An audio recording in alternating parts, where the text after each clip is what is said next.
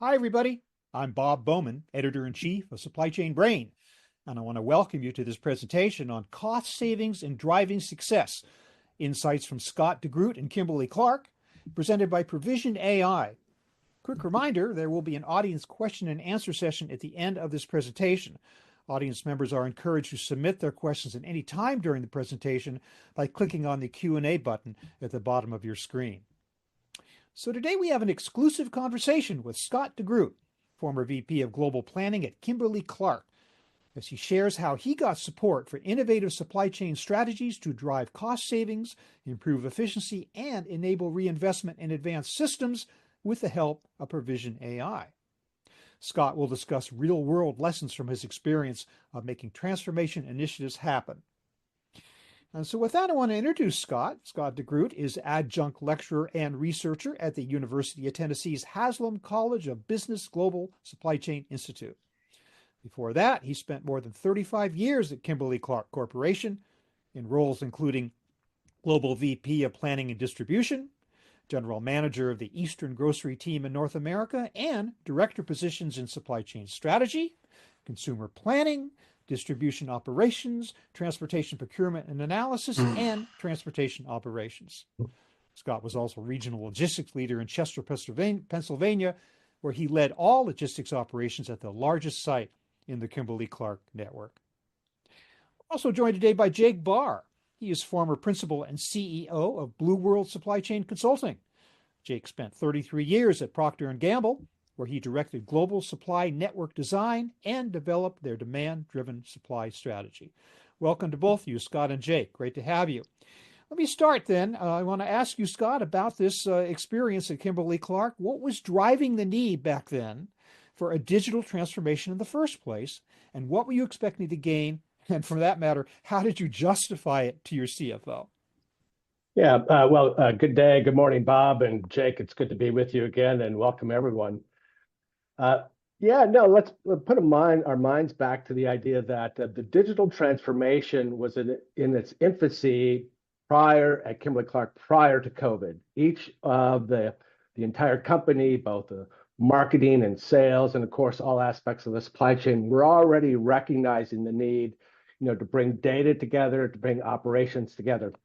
But then we all remember, and sometimes it puts shivers down my spine talking about it, but COVID in 2019, 2020, 2021 really disrupted the whole fabric of the business. I was talking to some of my students yesterday. It was almost an existential threat, to many of us in the supply chain. But that really solidified, Bob, this idea that it was now a requirement for the supply chain to act as a single unit. And that requirement drove us to accelerate, at Kimberly Clark at the time, the digital transformation, both in procurement, manufacturing, planning, and logistics and customer facing. So that was the genesis. And of course, the outcomes, as Jake will know from his experience, the outcomes were really about driving margin growth. So margin is about cost savings. It's about achieving our customer targets, and it's about driving operational efficiencies. So that's how we viewed it back at the time, and I'm confident that Kimberly Clark is still on that journey. Bob, it's great to be with you as well, and I want to tip my hat to Scott because as the professor, as we call him across the industry, I may have been around forever. They call me the John Wayne of global supply chain, but reality is when you bring two people that used to be fierce competitors together, it should tell you something, because fundamentally we both from quite a ways back saw the importance of actually linking end to end how you were running the supply chain, as opposed to silo functional and individual process efforts that were disconnected. And quite frankly, they were causing you to have blinders to looking at what were some great opportunities you could take advantage of. And Scott's tripped on one of those. Yeah. Well, I think, Scott, you definitely made the case for us. And in looking back, I mean, in retrospect, there was probably a bit of a burning platform there that you just had to move forward with this. But then again, there's this idea of you got to get the CFO on board. Supply chain leaders are always being asked by their CFOs to find savings for the business to reinvest, and of course, pass savings and pass the profits along to investors. I'm assuming this was the case with Kimberly Clark. If that being the case, how did you and your team determine the opportunity to save a lot of money by reducing volatility, especially? I mean, this is, after all, a little understood area of opportunity. Right, right. Let me first say, Bob, that we went to the CFO. So rather than the CFO coming to us, we, the supply chain leadership team and the chief supply chain officer, went to the CFO and said, we believe that there are multi-millions of dollars here, not only by performance improvements, but by investing in the supply chain ecosystems. And so, of course, as you know, and probably most of our audience will know, the CFO is always like when you say there's hundreds of millions of dollars of opportunity. And the way that that ultimately played itself out is across the supply chain, each component of the supply chain would be building out a portfolio of ideas over the next 5 years that would act as fuel for growth. You know, the productivity that comes from the organization is reinvested into growing. You know, Kimberly Clark and Procter & Gamble are still competitors, I believe, Jake. And so, you know, we want to be able to grow faster than the category, and that means investments in the brand. And so by building out a portfolio of savings projects over a number of years, we're able to time fence some things that are quick wins and make reinvestment for some of that money into the next phase. And so that's how, for example, we became aware of and started engaging with Provision AI, which is this idea that we knew there was a lot of volatility across the supply chain, both in manufacturing, inbound supply, and of course, outbound. And we also knew that we could invest here with Provision AI to level out our distribution schedules, both inbound and outbound, and maximize cubic efficiency. And that money and those savings could be reinvested into bigger work that we were doing. For example, rolling out an advanced planning system across the globe.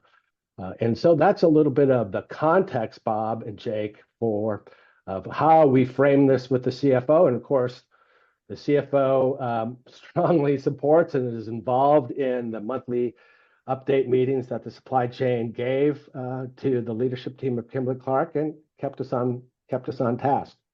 Oh, you did a good job of conveying the message. Jake, the same experience that you've had? Yeah, Bob, I think that the important point that Scott laid out for you here is the importance of re-engineering the processes that you're running. A lot of people, look, we spend so much time optimizing individual processes as opposed to, as Scott was laying out for you, saying, wait a minute, let me look at the thing completely different from end to end on how I stream through it. I describe it as, hey, it rains money on you when you take that approach of re-engineering across instead of up and down in an individual silo like logistics only or planning only or materials only or production schedule only, because that's where you find all of what is low-hanging fruit to optimize across. And you know, the example he's giving of optimizing the volatility, I mean, think about it. You've got volatility in your material flow,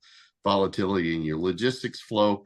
And so why wouldn't you want to look across and say, well, how can I help dampen that and the bullwhip effect of it and actually take advantage of it so that I could take money out to reinvest to building the business? Yeah. I thought go ahead. I'm sorry. Bob, do you mind if I just build on that? I think it's a good. Yeah, absolutely. Please do. Jump right in. Yeah. I think because maybe let's just double tap a bit on what Jake highlights. Of course, there's so many things that drive volatility in the supply chain, but specific in this case, you know, we understood that the transportation team and the distribution team and the sort of customer planning team and the distribution requirements planning team, I've just described 4 different subsets of an organization, right?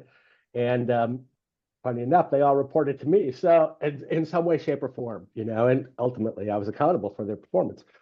So this idea that you can't sub-optimize just a sub-silo. So here's complacency.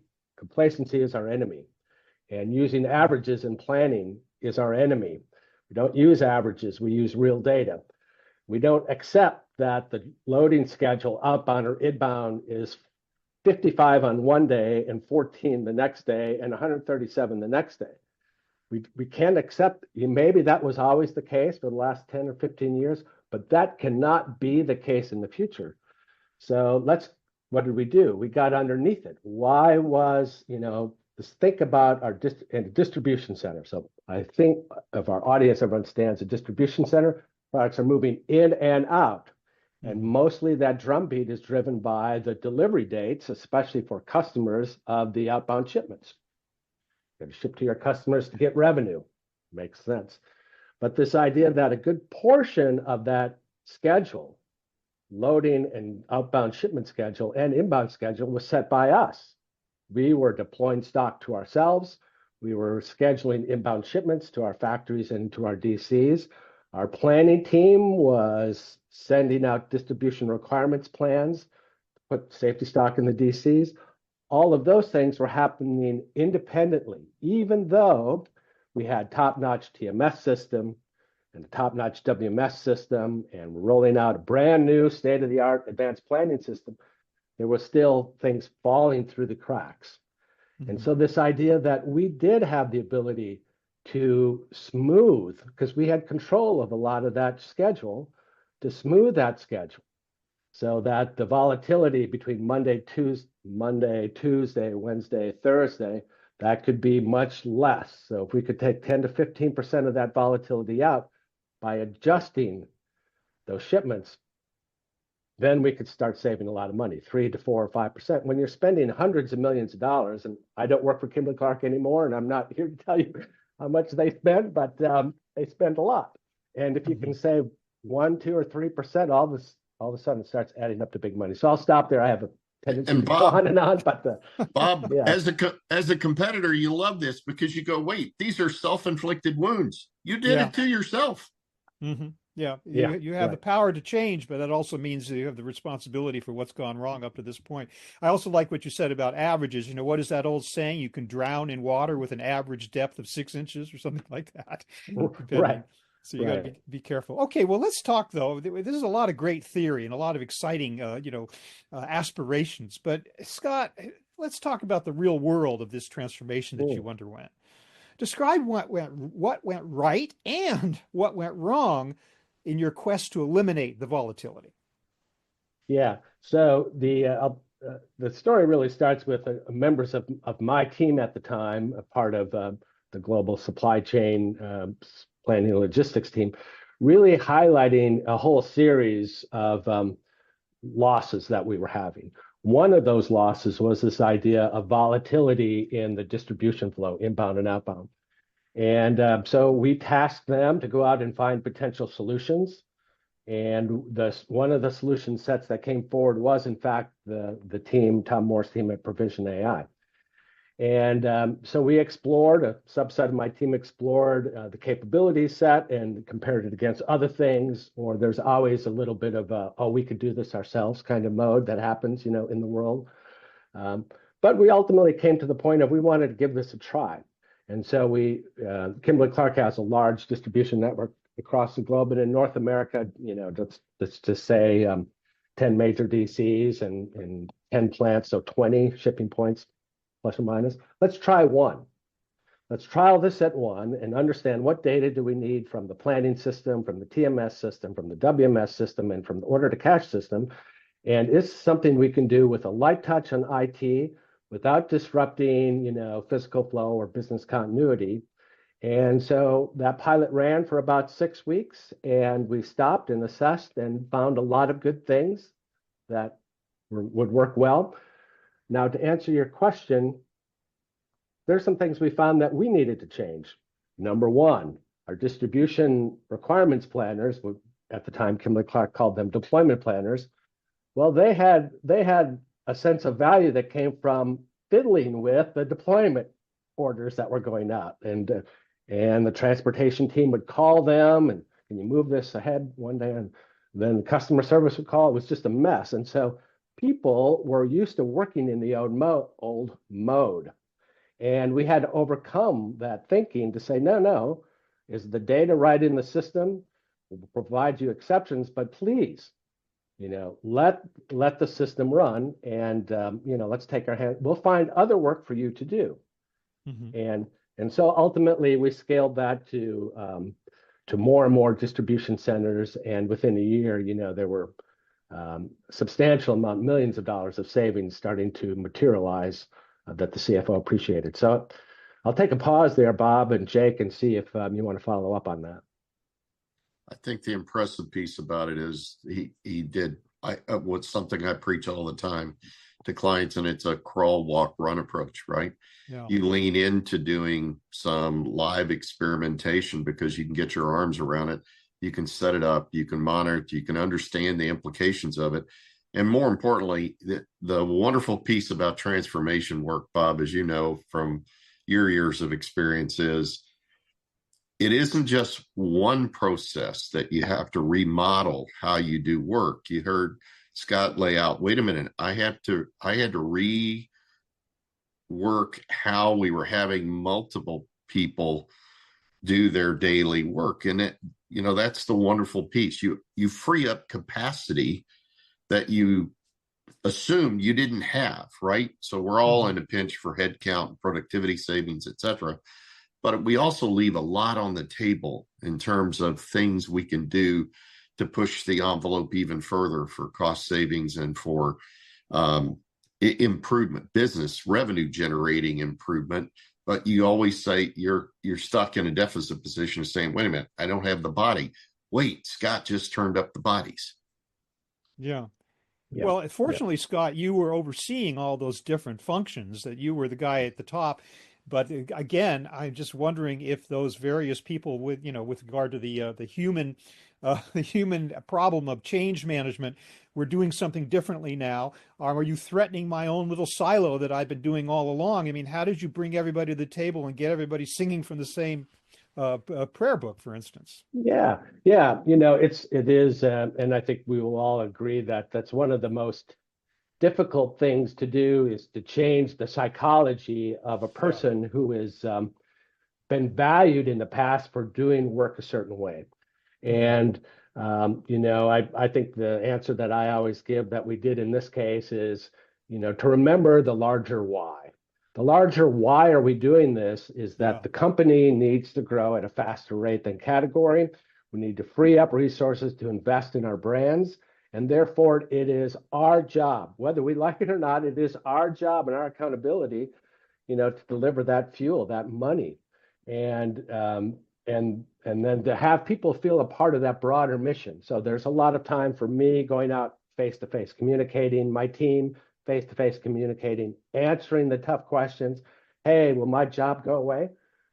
Well, your job will change, and you're going to be redeployed. And, I would say that a large majority of people want to be a part of something like that. And as long as they feel safe and protected, then they'll be supported. And I won't be Pollyanna, and it's not 100%. So if you have, that's to say you have, 20 deployment planners, maybe you get 15 of them who are right with you, that, hey, your job's going to change, and go do these other things. And maybe you'll have 2 or 3 that, don't want to come along for the ride, and that's okay too. But changing the value equation is important to changing the work. Bob, I love everything Scott did, but I also think it underscores the importance, especially in today's age of where we're having an issue around finding quality, qualified people to put against the work as we continue to scale and grow. And importantly, think about it as quality of the work or satisfaction of the work, right? So imagine what we've done is we've taken an area where they constantly were firefighting, pull up a couple loads, push back a couple loads, to intervene. Can we get them all unloaded? Can I go on time, back home on time, and get off shift so that I can see Johnny's baseball game, right? That happens all the time. So actually going through this process, you actually improve the quality of the work, the predictability of what you're going to do day in, day out. Yeah. But guys, everything starts with data. And in this case, you're gathering a whole ton of data from so many different systems. And a lot of legacy solutions have a difficult time out providing that. So, Scott, was that an issue at Kimberly Clark? Yeah, it's a key issue, of course, Bob, and the audience will know that everyone preaches data is the lifeblood of the supply chain and of any Sure. organization. But I would say a couple things back to that. The data doesn't have to be perfect. Don't wait until the day that you think that you have perfect data to start, because that day will never come. Well, it'll be a long time, and you as a supply chain leader practitioner probably don't have that much time. Number one. Number two, make sure that the data that's feeding in is the data that you need, not more than that, right? So Jake and I talk a lot, and I think many people listening will know, we talk about this idea of real-time data. Everyone loves real-time data. I want real-time data. I don't need everything to be real-time data. It overwhelms me. I don't have the processing power and digestion power to get every single piece of data that come to my way. So let's be specific. In this case, what we needed a 2-day advance look at the planned outbound shipment schedule. We needed to understand the global available promise inventory position. We needed to 2 days out. We need 3 days out. We needed to understand the inbound raw material flow. So we were only needing to put together a microcosm of -2 plus 4 days, and we needed to get that data from 4 different systems. I think the work and one of the benefits that come with Tom Moore's organization and Keith Provision AI, that work is that it's not trying to boil the ocean. And in that way, our team engages when some data is wrong, some lead times are wrong, transit times are wrong, those kind of things. We can see those things and fix them, and tomorrow it will be better. So I'll take a pause there. If Jake wants to add on. What do you have to say about data, Jake?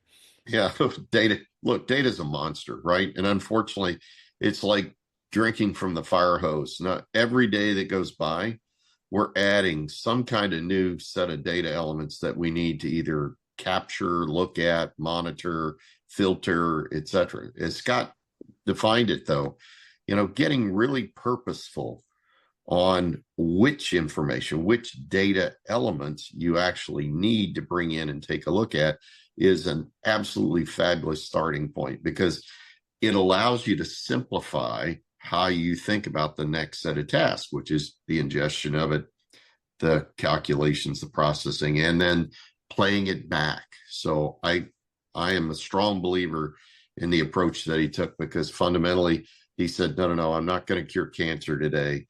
I'm actually taking a bite. I'm taking a first step. I'm using it to proactively unlock some capabilities that we haven't had. And oh, go ahead, Bob. I was just saying, this goes back again to this idea of a long-term project and quick wins at the beginning to help justify the ROI right up front, and allows you to continue this going forward to achieve all you're out to achieve. Did you want to say more on that, Scott? Well, I think maybe some of the people in the audience might be interested in what's the AI? Well, yeah, I mean, that's got to be like looming behind everything. Talk about that, about the value of AI, and how maybe before AI came along in the form that it's in now, none of this might have been possible. Yeah, I guess the point is, and I think a lot of people will recognize this, that AI is this sort of big, wide, vague term that you throw out there, and it covers all these things: machine learning models and generative AI and all of these things. But ultimately, for us, let's describe it before and after. So before Provision AI, we would have deployment planners, transport planners, people overseeing the WMS, and people overseeing customer delivery dates, 4 different subgroups, each trying to engage through email primarily, of deciding, can I move this one load back or forward? Can I move these? Does this deployment have to have them today? So, the human intervention was able to move, 3 to 5, 6 loads a day around. Okay, that's fine. But At no point when that was done did all the systems really sync back up. So the AI piece of this is, hey, I can look at all of this data very much quicker, 1,000 times quicker than a human being can do it. I can make recommendations back to the team on what things are likely to shift. And if you're comfortable with that, I can even shift them for you in your WMS and TMS and OTC system. So because I can do that 1,000 times faster, the human doesn't have to do it. And it was impossible for them to do. It's just the speed of the processing and the consideration set of how, in this case, Provision AI, does the math that makes it so fast.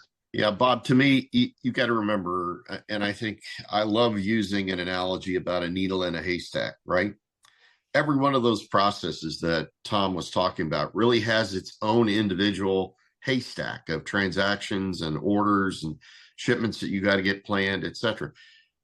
The ability to filter and find items of consequence to the other processes, that's what Scott was describing, right? So I not only am canceling out and filtering and absorbing these weeks of information, right, to look at all the implications, but I'm actually being able to filter that and determine the 2 or 3 things of consequence to then either bring it up for the recommendation or to do that prescriptive element of automating the work process step to write it back into those host solutions. And that is just, unfortunately, that is the beauty of AI. That is how I'll call it the eloquence of it, just helps to enable those doing and managing processes get that much more efficient.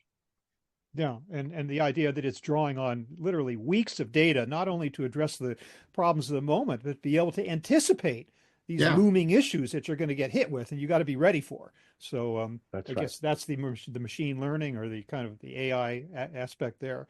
Correct. Okay, I'm hearing you say, Scott, that you've taken this extended visibility of your demand and supply forecasts across your transportation planning process. You're using that to enable the so-called smart use of capacity. Have I got that right? And if so, talk a little bit more about that. Yeah. It sounds really good when you say it that way. Well done. Thank you. Come on, Professor, go to school here. Sounds Come very on. fancy.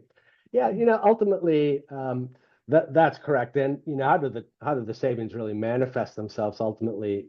If you're going to be spending, let's just say you're sending outbound, I don't know, 2,000 trucks a day, and you want to be able to say, hey, I want my first tier carrier, the carrier that's assigned with the best rate for that lane, because I've optimized all that ahead of time. I want to use them 100% of the time, but you're not able to. So this idea that you can start to use, get your first time to tender acceptance and your first carrier on that rate tree in use on a much higher percentage of the lanes, then you will start naturally having a lower cost per mile or kilometer if you're outside of the US, just in your day-to-day execution of transportation.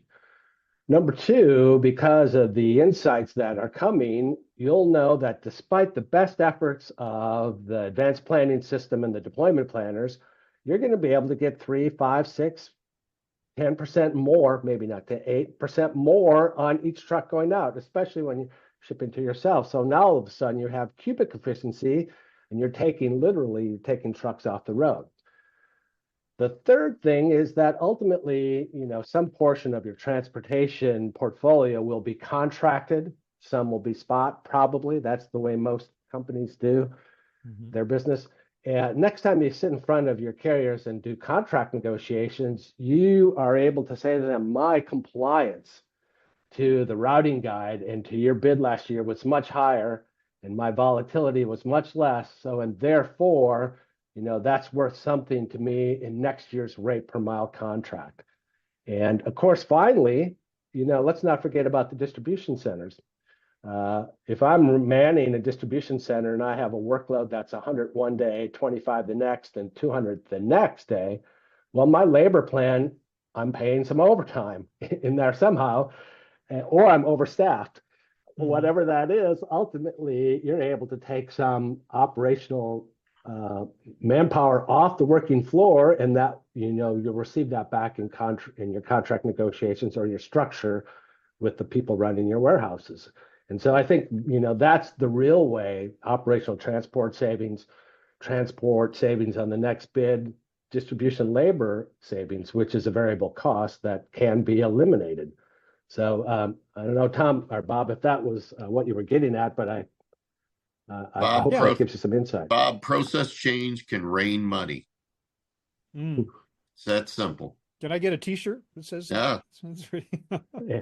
We should. It's great to keep that in mind. Guys, we've been talking here a lot. I mean, great benefits, great advantages that you realize in this initiative, but a lot of it is very internally focused. I know you're limited, as to how much you can actually share about the savings that you generated from this. I know that you have been quoted as saying you saved 3% on truck loading, millions of dollars on leveling.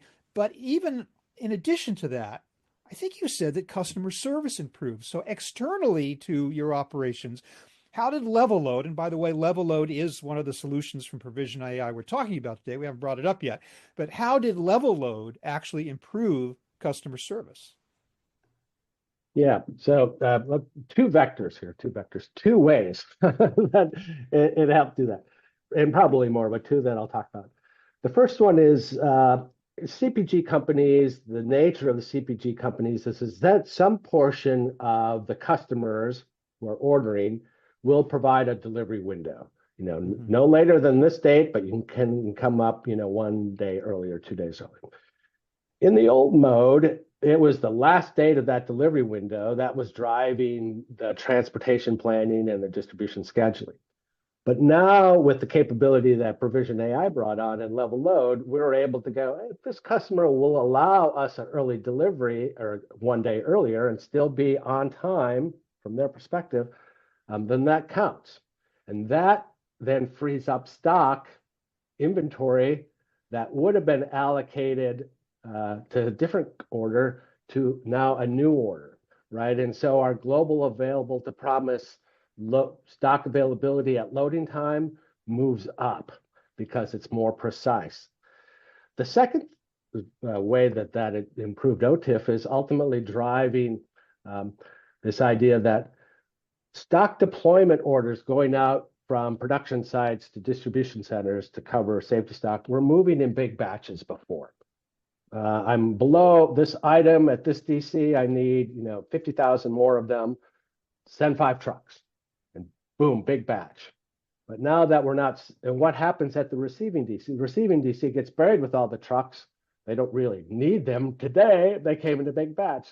So just like we learned during lean, if I can smooth that flow and send smaller batches more evenly, then it can be soon better. So ultimately, the receiving DCs had a better availability of stock because they were not being overwhelmed in batches. So those are a couple more examples of how service, not just cost, but service improves when you become more precise and level. Bob, how do you see that? Bob, a third area, just jumping on what Scott offered up is, look, I would, and he would too. Look, we've been around so long. Unfortunately, the unpredictability. So he set up a cadence, right? So think of it about as a drum beat, where he was actually metering things out, allowing himself the opportunity to react to both market conditions, right? Because there's a percentage of business in the industry, in the vertical especially, that is last minute. It just is. So fundamentally, instead of cannon fodder, sending out 5 to 10 trucks of resupply that, by the way, the warehouse doesn't have enough techs to get it unloaded promptly. You're ending up paying demurrage because you're running behind on a few trucks here or there. It's a ripple effect. Now, if you're metering them out, and I know how to react because I just had one of those uncertain pieces of demand that's been provided to us, my service goes up on it as well. Right. Well said. Okay, guys, at this point, I'd like to bring the audience in. This has been a fantastic conversation. Thank you so much for your really candid and detailed answers to my questions. Now we're going to talk to the audience. And even as we are taking the audience questions that have already come in, the audience is encouraged to continue to submit your questions to Scott and Jake, and we'll get to as many of those as we can, time permitting. Now, I like this first one because this one kind of entered my head at the same time, and that is this idea that we keep talking about this vague thing called the customer. Well, you know who the customer often is? It's often in a big box store. It's a Walmart. It's a Target with extremely strict parameters about how, when they expect you to deliver product, how much to deliver. The windows are very tight. So this questioner is saying, how did you attack the millions of dollars in logistics penalties that might come from your retail customers? How do you measure the cost savings, performance scorecard, key performance indicators? How did that impact what your teams brought to the enterprise? Yeah, I'll take a start, and then Jake, fill in and add more on top. Yeah, certainly. I think anybody doing business with, in the CPG vertical understands that, customers can fine for poor performance. And, we learned some years ago the word OTIF all of a sudden became famous because one big Bentonville-based retailer decided that that's what was going to happen. Mm-hmm. But, and everybody, I won't list all of them, but all of them will have some sort of compliance program. So I would think, well, what Kimberly Clark did and likely is still doing is monitoring with their customer service teams, what are those compliance losses? If you think about a penalty as a loss, it's a loss. What are those losses? Which ones are honest and true? Because sometimes you get dinged for things that are not, in fact, things to be dinged on. But nonetheless, what are those losses? And then are those losses things that we can do something about? So on-time delivery. So if you're on-time delivery is one of them, case fill is another, let's talk about those. I'm not going to worry about packaging, compliance, or those kind of things at this moment. Mm-hmm. But on-time delivery, if you are using your transport capacity wisely and not slending it in slugs, then you can attach the higher performing carrier who has a much higher chance, this is proven statistically, much higher chance of delivering on time to the right load. And number one. And number two, because your distribution center is not overwhelmed, they can attach labor to the most critical loads first. And so that way we will see, and people will see that their on-time delivery performance, yes, there are still weather, it will go up. Despite the fact that there are still storms and drivers still get sick and the traffic in Atlanta and Chicago still horrible, all that's still true. But you can take a subset of those losses and eliminate the cause for loss by better deploying your transport capacity against the highest segmented service. Secondarily, your case fill will go up. Sorry, Jake, just one more thing. Your case fill will go up when the inbound stock coming from your production sites is arriving on time and not in big slugs, as we talked about before. So your in stocks will go up as well. I'll take a pause there because I heard Jake jump in. No, Bob, so fundamentally, we're talking about dampening volatility. So let's step back for a second and say, wait a minute, why do these penalties exist?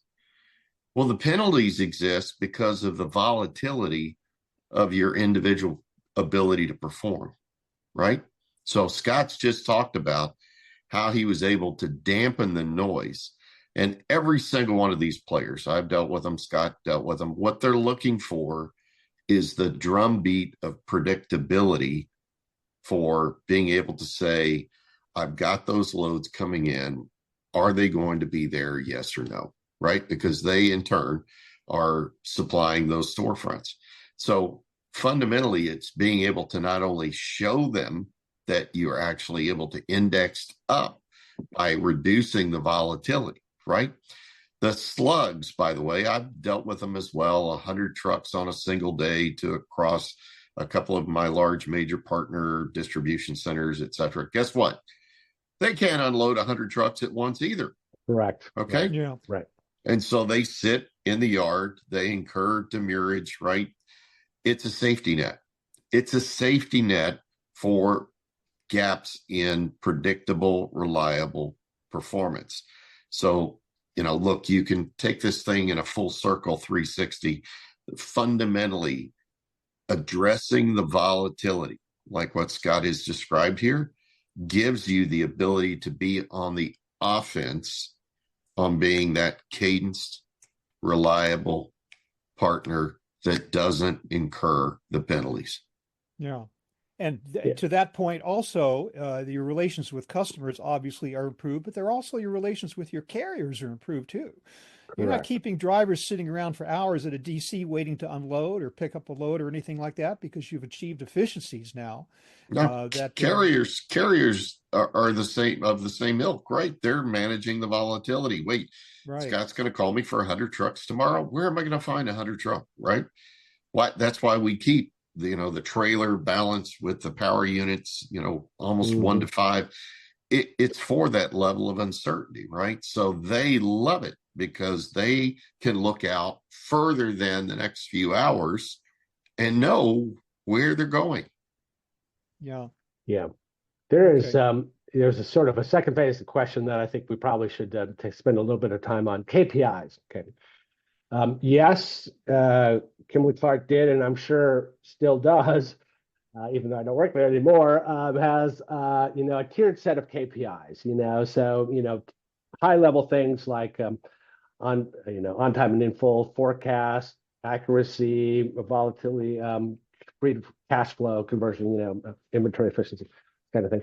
But specifically in this case, let's narrow it down. I mean, the day-to-day operational KPIs, we did see improvement. First-time tender acceptance is an operational KPI for transport and logistics. Okay.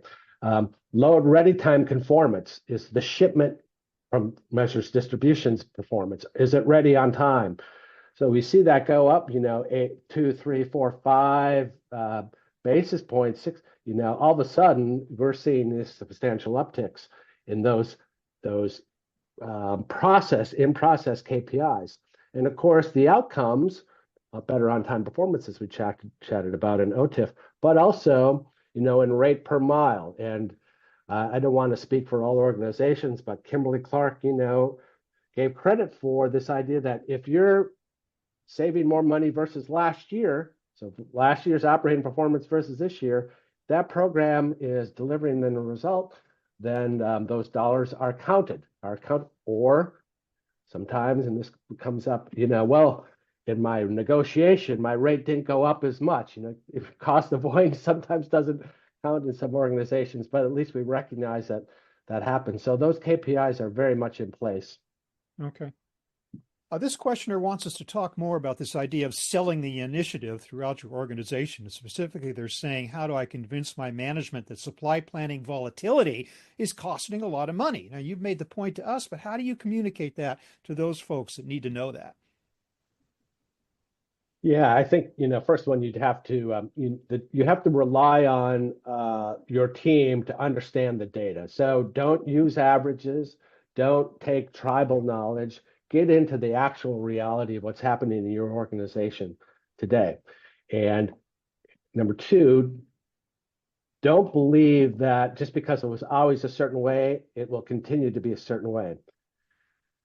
Put that together, I believe, is what we did, and I think would continue to tell students and people that I advise to do this. Come back, be really confident in your argument, bring some data that supports your argument, and then make a really compelling case. Lead with the money. Hey, business unit president, I just found, let's just say, $40 million of operational savings that we can deliver next year. Would you like to have that $40 million to help your brand grow? I think you would. How about you support this investment? Now it's not always, I can be a little bit tongue in cheek at the moment, but I think it needs that kind of courage for the supply chain to bring forward, once you're really confident in the data, the fact that, hey, we could be saving even more money if we did these things. Jake, an observation on that, on this Oh, whole idea of again, getting the idea of volatility is Bob, so. it just simply, it does. I've seen it time after time through the transformation efforts. It just simply rains money when you lean in and start re-engineering these processes. These processes have been hiding so much inefficiency that we don't count correctly today across processes because they've been in siloed buckets. So as Scott was saying, look, pulling the limited information together, you clearly can pull out data for how much volatility have you had in the number of trucks you've launched. Break that into how many of them been things that I did to myself, how many deployment loads, right? How many replenishment loads? I have that data. I can look and then say, wait, there's an opportunity for us to bring calm to the noise. And here's an opportunity for us to put money in the bank. Yeah, I'm just build it out a little bit more, Bob, if you don't mind. Sure. And that Please is do. this idea that, it sounds easy after the fact. Yeah, hindsight's always 2020. This idea that, all right, Scott, you knew that there was volatility, and you knew that if you could reduce even some portion of that volatility, you could improve your transport execution and save rate per mile and get more cubic efficiency. Then at some point, it is coming forward to say the way that this money is going to appear in the P&L is that we're going to reduce variable labor costs to our 3PLs because we're going to reduce their overtime by X%. We're going to improve transportation efficiency by cubic utilization by removing 10 loads a week out of these lanes because of the improved cubic efficiency. We're going to drive rate per mile down 5 cents per mile. These aren't real numbers now. So I'm not speaking on behalf of Kimberly, I'm not saying the real numbers, but we're going to use operational rate per mile down 5 cents in these lanes, and we'll start seeing that in week 3. So we're laying out specifically what components of the P&L will be improved by the reduction of the volatility that Jake talked about. And the same will be true, by the way, on the inbound supplier flow inbound. And then you start thinking about manufacturing and the volatility that comes from manufacturing and what planning, and I love planning, central nervous system of the supply chain, but is planning driving volatility in manufacturing? There's a huge amount of money there as well. So it's to Jake's point, it's everywhere. Pockets of volatility everywhere. There we have that famous bullwhip effect that you were talking about that we need to get rid of. This questioner is asking, when volatility actually declined, how did you ensure that warehouses actually cut staffing? I'm assuming they did. Did that happen? Yeah. Well, I think everyone may have different approaches to how they manage their distribution operations. For us, Kimberly Clark, it was split, but the large majority of 3PL operated, the standalone DCs. DCs that are attached to plants, some of them were run by KC staffed employees. Certainly the nature of our relationship with the 3PLs and our contracts are such that we shared benefits. So if we were to do something that caused them to have lower operational costs, those benefits were shared. And so the most variable cost and immediate cost is labor. And so if we were able to reduce labor volatility and overtime, then that would be shared with us and with them.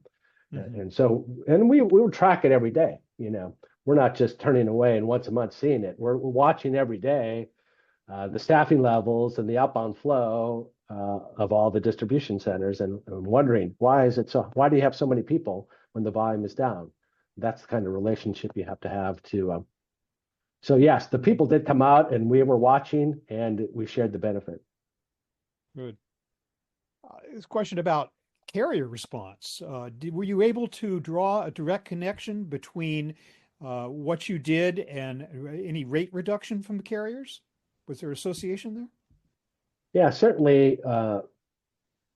The first thing that the carriers saw is the fact that they were getting higher award compliance. And so we were able to get much, let's just say contract awards a carrier in this lane from Atlanta to Nashville, 50 loads a week.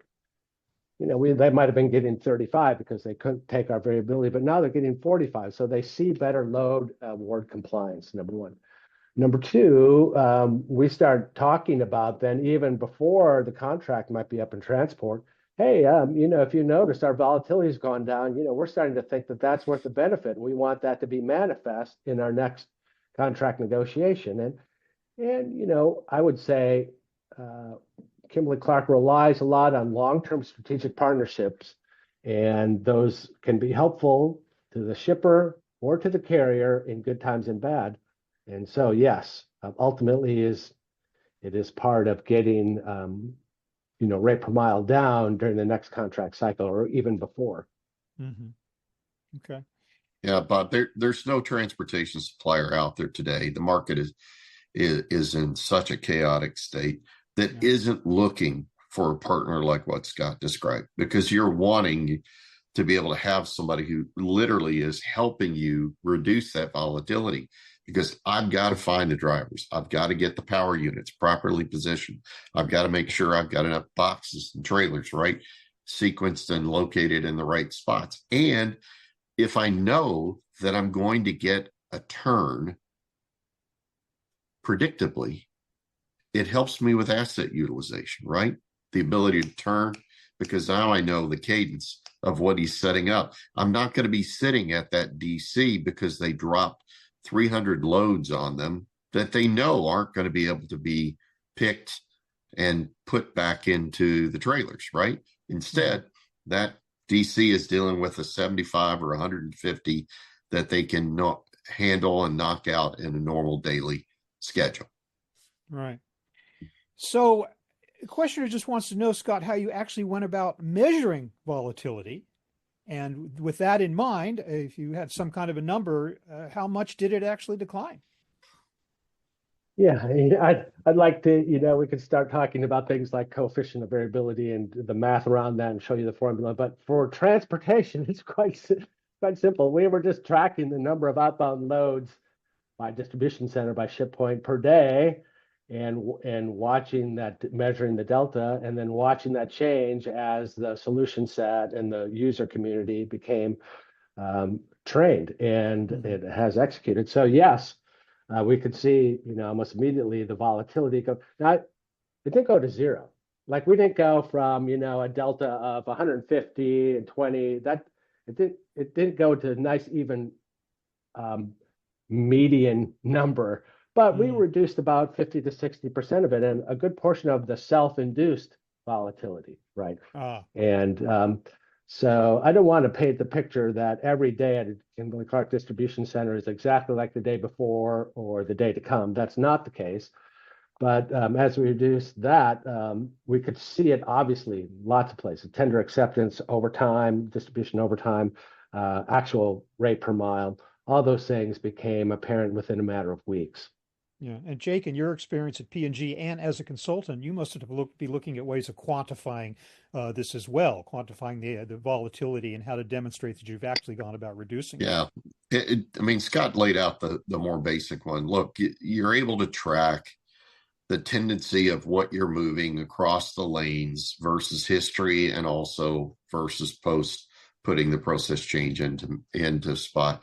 You're also able to track and monitor where you are on your staffing levels, right? You're able to track based on what's the volatility that I personally induced. Now, Scott, I'm glad he brought that up. Look, coming to Jesus moment, we're never going to control all of the volatility in the market for the spot purchases that a retail partner may want to make, right? We have the ability to try and dampen that piece, but this is trying to, again, bring calm, to the chaos. But yes, so you're absolutely right, Bob. So we track those kinds of things literally weekly throughout the process, because that's how you're able to demonstrate pre and post. What an incredible success story we've heard today. Scott, what a great story you're telling us about what you were able to do at Kimberly Clark, and Jake, what you were able to do in, similar experiences you've had in your professional career. We unfortunately only have time for one final question. I do just want to clarify that what we've been talking about here is the use of a couple of solutions from Provision AI called Level Load and Auto O2. So keeping that in mind, Scott, I am going to pose to you the final question of the hour, and here it is. If an organization could eliminate just one hidden inefficiency in its transportation planning this quarter, how would proactively leveling supply shipments and optimizing load bills, as Kimberly Clark did with Level Load and Auto O2, how would that unlock immediate cost savings and operational stability, one, and what's stopping them from starting that process tomorrow? Yeah. Well, let's think about it this way, and I appreciate the great conversation that we've had today. I think the first thing I would say to everyone is to don't be complacent about that variability that exists in your distribution flow, inbound and outbound. Get into the data, understand what's driving it, and don't presume that it can't be fixed. I would suggest to people to say that there is volatility that you can control, and almost in most organizations, you can control a lot of that volatility and you can reduce it. The second thing I would tell people to do is to get into the data and understand the process flow and the information flow between planning, customer service, transport, and distribution. And even if 3, 5, 10% of that self-induced volatility can be removed and you're causing it, I would say go after it. Start digging into it right away. This is, in my opinion, a lighter touch from the IT perspective, not touchless, but a lighter touch and quick time to results. Yeah, I jump on Bob and say that, look, fundamentally, we're drowning in data today. Absolutely drowning in data. I like flipping the paradigm upside down and saying, why don't I unleash it and use it to my advantage? Find those pivot points on the volatility of how many trucks can I take out that I don't have to buy by making sure I'm putting the right stuff on the outbound loads. How do I take out the volatility I'm causing to make sure that I can optimize my routing guide and get predictable, lower overall rate structures, just simply because I'm doing the right things right, as opposed to not taking advantage of unlocking the data. I think sometimes we get in a spot where we've done things a certain way for so long. We go, well, geez, I'm going to go pound a carrier because that's the way I get another rate reduction. Well, unfortunately, with the level of volatility we've got going on, the rate carriers are in no mood to actually talk to somebody about getting pounded again when they turn around and go, you're the one causing all the volatility, right? Right. So you've got to come to the altar, come to church and say, hey, guess what? I am a sinner. Here's some data I've used to evaluate how I can get better. Come along with me and let's change. Okay, Amen. Great story, guys. We got to wrap, but Scott DeGroot, thank you so much for telling us the story of what happened over there at Kimberly Clark with the help of Provision AI. You were a great play-by-play guy, and Jake, thank you for your great color commentary as well. Audience, thank you also for your participation. It was great to have you and your great questions too. Here is how you can get in touch with Provision AI. Tom Moore is the president and CEO.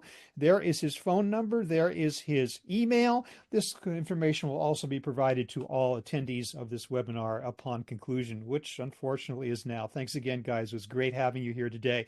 Everybody, have a great day. We'll see you at Gartner. Thank you.